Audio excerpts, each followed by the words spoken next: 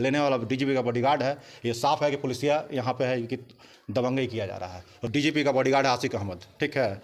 मेरा सामान को फेंका है, मुस्लिमों के साथ सामान को फेंक दिया है, प्लस धमकी देता जान मारने का मुझे बार बार। जो मेरे मोबाइल पर व्हाट्सएप पर भेजा उसका वीडियो है, सब कुछ है मेरे पास। गेट भी काटा है मेरा आकर, प्लस पैसा भी 6 लाख रुपये ले चुका है। और उसके बाद लूटपाट भी किया, मारपीट कई बार किया। मेरे FIR हम किए हैं गर्दनी बाग थाना में। पेमेंट देने के लिए हम खुद गए दिसंबर 2020 में, पेमेंट बैंक के द्वारा नहीं लिया गया, ठीक है। उसी समय मेरे ऊपर गोली चल गया। बैंक के द्वारा नहीं लिया गया तो ये लिखवाने की क्या जरूरत पड़ी? दलालों से सावधान रहे, ये विवादित जमीन है। इसमें अभी भी कोर्ट में चल रहा है केस, DRT में केस चल रहा है, 498 चल रहा है केस, 2019 से पेंडिंग है। बैंक के द्वारा किया गया था जो पेंडिंग है केस चल रहा है। और आप मेरे पीछे एक बड़ा सारा 5 मंजिला मकान देख रहे होंगे। मकान के साथ साथ आप ये भी देख रहे होंगे इस पर ब्लैक कलर से लिखा हुआ है दलालों से सावधान रहें।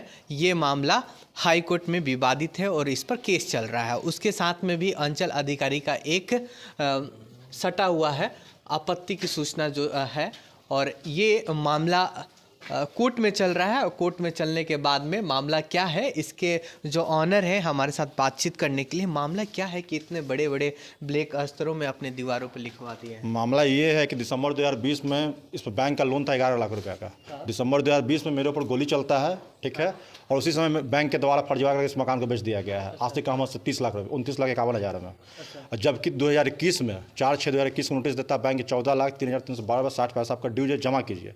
तो सीधा यहाँ कहना है जब 20 में ऑलरेडी बेच चुके थे, कैसे नोटिस कैसे कर रहे हैं। अब बैंक की तरफ से 498 RP 498 2019 से केस पेंडिंग है जो अभी तक कोर्ट में चल रहा है। अच्छा, आप बैंक से लोन कितने का लिए? 11 लाख का लोन था इस पर। अच्छा, तो चुका नहीं पाए थे? चुका नहीं पाया, बैंक ही केस किया। बैंक की तरफ से केस चल रहा था, बैंक की तरफ से ऑलरेडी केस चल रहा था।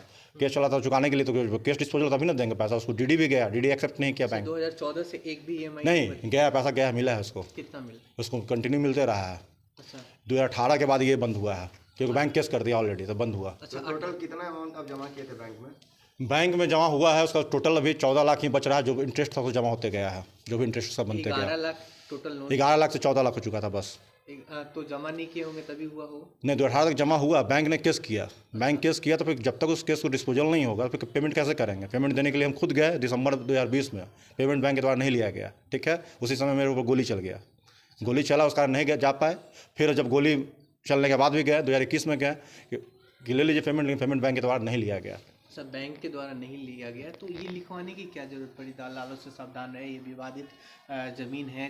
केस में कोर्ट चल रहा है, कोर्ट में केस चल रहा है इस पर। इसमें अभी भी कोर्ट में चल रहा है केस, DRT में केस चल रहा है, 498 चल रहा है केस, 2019 से पेंडिंग है। बैंक के द्वारा किया गया था जो पेंडिंग है केस चल रहा है। आप क्या चाहते हैं अभी? हम क्या चाहते हैं कि फर्जीवाड़ा क्या है, ये DGP का बॉडीगार्ड है आसिक अहमद, ठीक है।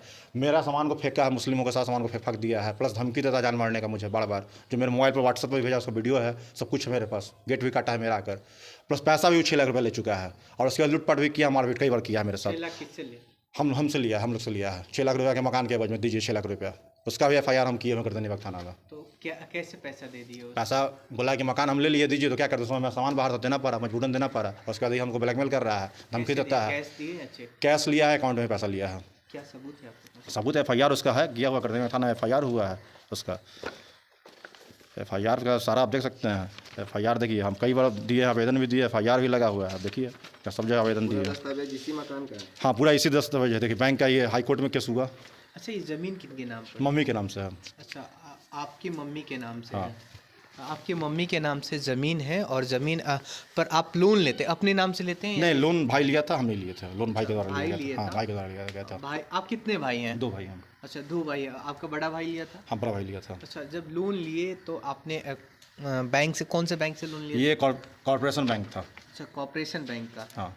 और कॉर्पोरेशन बैंक से इन्होंने लोन लिया और लोन लेने के बाद में कुछ EMI किए। उसके बाद इनकी दयनीय स्थिति उस शायद नहीं रही होगी, लॉकडाउन के बाद दयनीय स्थिति नहीं रही और उसके बाद में शायद बैंक नीलामी करके आपको ज़मीन बेचा। बैंक फर्जीवाड़ा का नीलाम किया है इस मकान को, क्योंकि सीधी सी बात मेरा यहाँ यही कहना है कि 2020 में आप मकान को बेच दिए तो 21 नोटिस हमको कैसे कर रहा है। ऑलरेडी आपका केस RP 498 तो 19 से पेंडिंग है, जो अभी तक नहीं डिस्पोजल हुआ है। हाई कोर्ट ने निर्देश दिया गया है 3 महीने डिस्पोजल करें, लेकिन DRT डिस्पोजल अभी तक नहीं किया, तो इसको कैसे बेचे। और दूसरी बात है कि ऑलरेडी मदर के नाम से है, ये 4 भागों में बंटवारा हो चुका है, पहले से ही बंटवारा है। इस पर लोन इशू किया बैंक उसके बाद इसको फर्जीवाड़ा कर बेच रहा है। लेने वाला डीजीपी का बॉडीगार्ड है।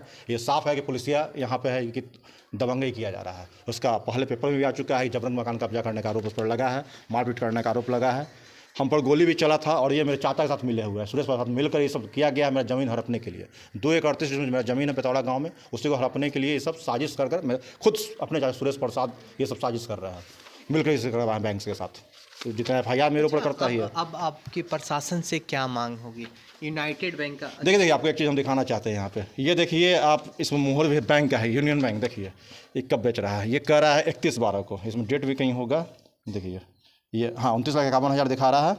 और इसमें डेट आपका, डेट भी इसमें देखिए कहीं होगा,